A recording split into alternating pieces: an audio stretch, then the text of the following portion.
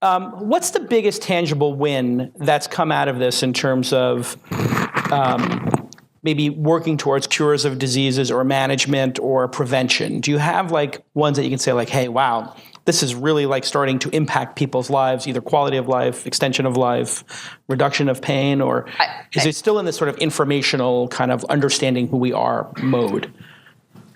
We get stories every day about people where the information has impacted their life. Like one of my favorite stories is a guy from Seattle who wrote, and he had, we'd sent out a call to all of our customers, send us your stories. And he said, like, I could have had better timing. He's like, I just came back from climbing Mount Kilimanjaro, and a year ago I was in a hospital.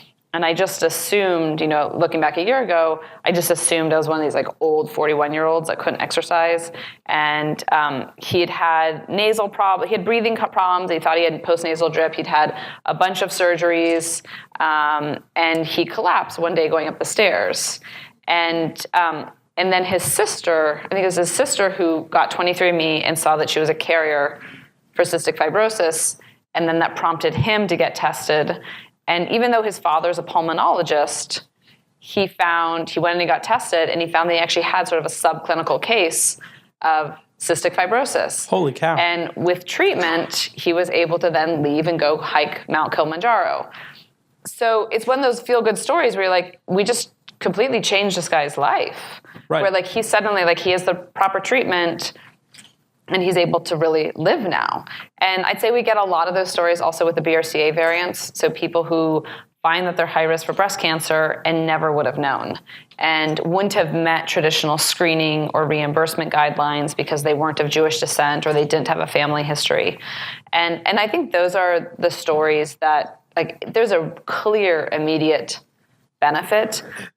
Even one of our good friends, her father died of an adverse event when he had a stroke. He had a stroke, they gave him medication, and then he suddenly died, and they said it was an adverse event.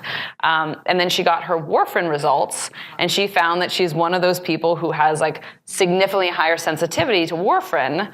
And so I was like, well, it wasn't really an adverse event as much like they overdosed him and he bled out.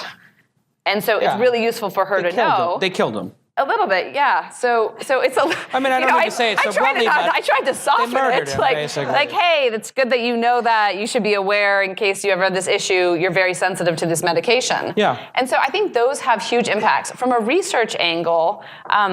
There's a lot of research. The types of research that I'm most excited about doing.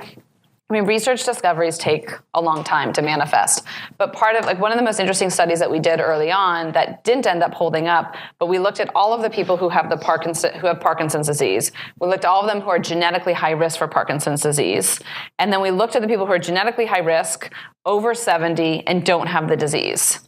And we started to see an association in a gene called SGK1 that looked like it was a potential modifier.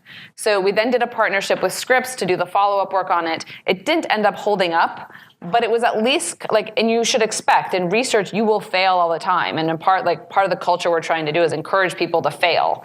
So it didn't work, but it's the right kind of study that we want to be doing. Like we should be looking at you're genetically high risk for Alzheimer's, you're 80 years old, and you're sharp as a tack. Like, what is it that's in you, or that what you've done in your life, or what is it that you have a genetic modifier that has enabled you to be like that? And I think those are the types of research projects that we're going to be able to do that are super interesting and that will lead to drugs, therapies or prevention. And more, I mean, it has been a long battle with pharma of getting them to embrace genetics again, because there was sort of a hangover from 99, 2000 when genetics was seen as going to be the panacea for all drug discovery, and now they're starting to really see the potential.